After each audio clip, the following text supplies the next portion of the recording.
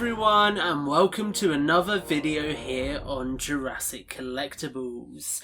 Tonight we are looking at the Dr. Ellie Sattler Risky Rescue pack. And this is a classic Jurassic Park pack from the Jurassic World Legacy Collection. You can see we get a brand new Jurassic Park Jeep in the form of Jeep 10. This is Muldoon's Jeep as it appears in the film. We get Ellie Sattler in the raincoat, and we get a Velociraptor. And the packaging uses this gorgeous reuse of the San Diego Comic-Con Ray Arnold packaging. We have that great visual graphic for the emergency bunker. On the sides we get Jurassic World Legacy Collection and the nice Jurassic ferns. And on the back we get a closer look at the contents. So the Jeep is the main focus here, and it's the version with boxes on the back that do open. But then we also get the Velociraptor and Dr. Sattler, as we say. Unfortunately no accessories with Ellie, no flashlight to go in the box, but it is still a very cool package. And again, as you can see just there, Jurassic World Legacy Collection. So I imported this one from my buddy Tim at Collect Jurassic. So Tim, thank you very much for coming in clutch with the pickup, good sir. And without any further ado, we will move in to unboxing this.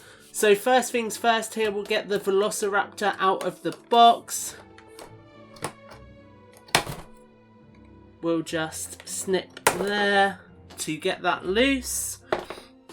The Jeep itself is mounted in much the same way as many of the other Jeeps have been. So we actually have to open up the underside of the box to get to that. Little bit unfortunate, you really do have to destroy the boxes when they're like this to be able to get the products out. Is a bit of a shame, but it is what it is. You can see just there, really long plastic piece that we have pulled out, and the same again on this side. And we will do a comparison with this Jeep and the other Jeeps at the end of the video. And then we have got Ellie on the card back just here, came off quite nice and easily, along with these two mirror pieces, which do actually have stickers to sort of capture the reflective glass. See if I can get that to focus.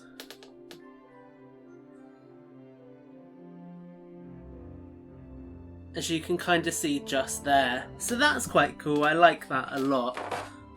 Let's move this out of the way.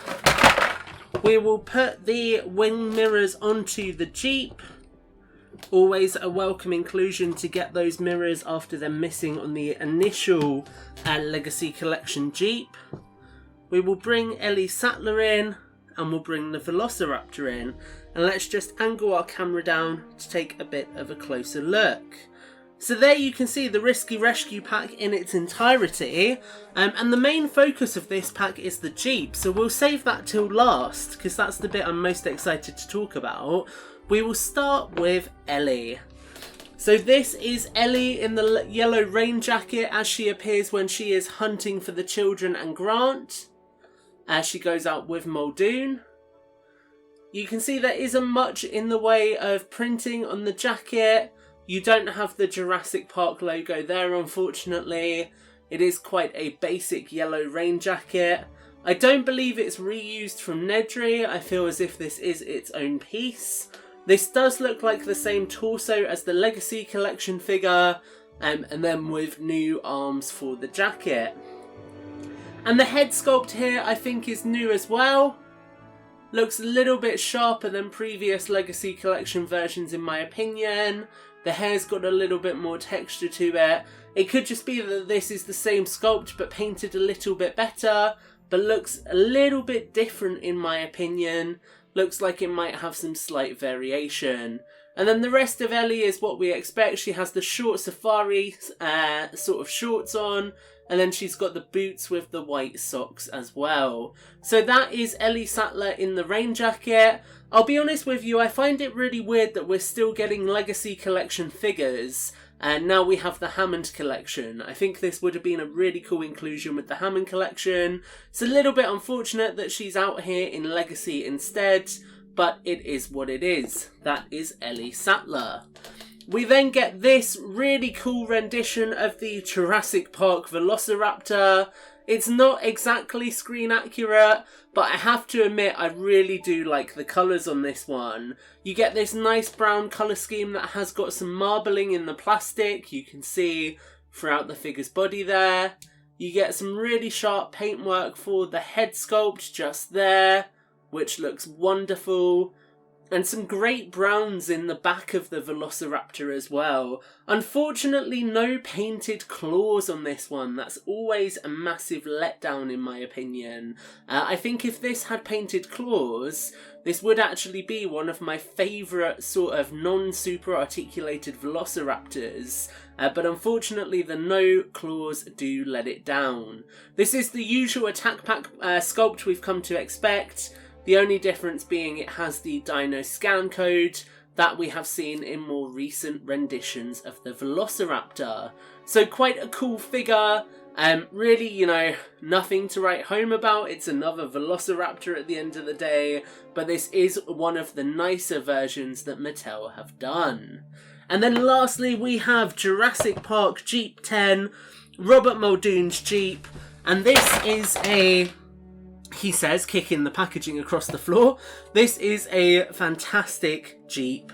You can see we've got the Jurassic Park logo on the sides. We've got the number 10.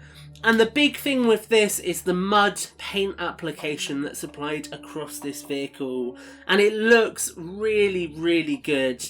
Mattel have done a really good job with that. The one thing I hate is that it doesn't carry over onto the back or the front. So it looks a little disjointed that you have this really muddy side of the vehicle and then the back is fully clean. I would have liked to have seen that effect continuing on the back just there, but it isn't the end of the world. And then on the other side you have again all the same details. You have those great little mirrors just here that I pointed out. And there is a lot of detail in the interior dash as well, complete with the steering wheel. There's actually like a couple of little pegs down there for feet, which is quite interesting. You've got the little gear shift just there.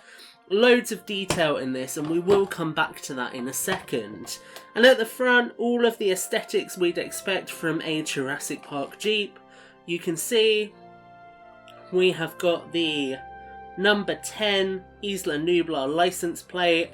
Really, really gorgeous level of detail for this one. I think it looks absolutely fantastic.